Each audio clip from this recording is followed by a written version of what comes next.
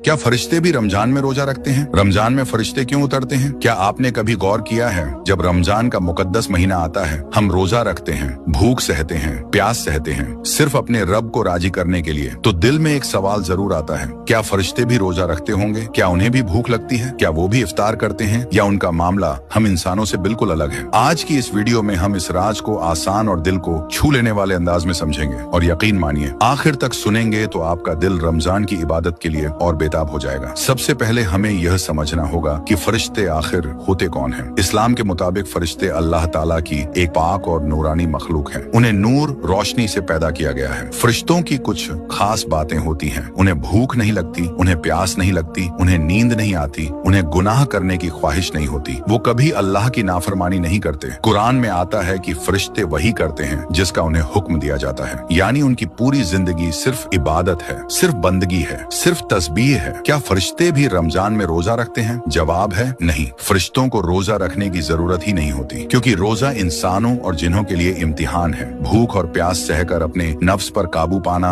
अल्लाह के लिए सब्र करना, यह इंसानों के लिए है। लेकिन फरिश्ते तो वैसे ही हर वक्त इबादत में मशगूल रहते हैं, उन्हें किसी टेस्ट की जरूरत नहीं। लेकिन रमजान में फरिश्ते क्या करते हैं? अब यहाँ सबसे खूबसूरत बात आती है। रमजान में फरिश्ते जमीन पर ज्यादा उतरते हैं। हदीस शरीफ में आता है कि फरिश्ते मस्जिदों में आते हैं, कुरान पढ़ने वालों के पास बैठते हैं, जिक्र करने वालों को घेर लेते हैं, दुआ करने वालों पर आमीन कहते हैं। जरा सोचिए, आप अकेले बैठे कुरान पढ़ रहे हों और आपके आसपास फरिश्ते मौजूद हों, यह कितनी बड़ी सादत है।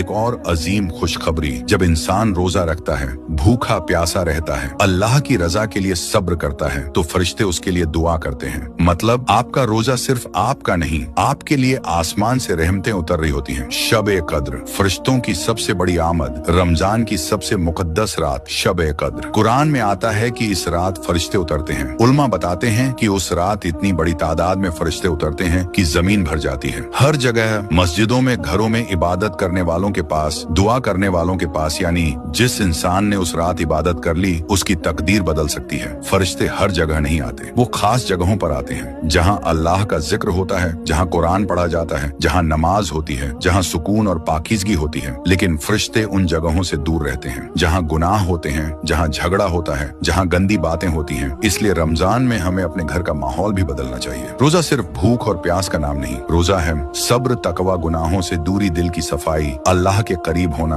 अगर इंसान भूखा रहा लेकिन झूठ बोलता रहा, गुस्सा करता रहा, तो रोजे की हकीकत पूरी नहीं हुई। सबसे बड़ी खुशखबरी हदीस में आता है, जो इंसान ईमान और सवाब की नीयत से रमजान के रोजे रखता है, उसके पिछले गुनाह माफ कर दिए जाते हैं।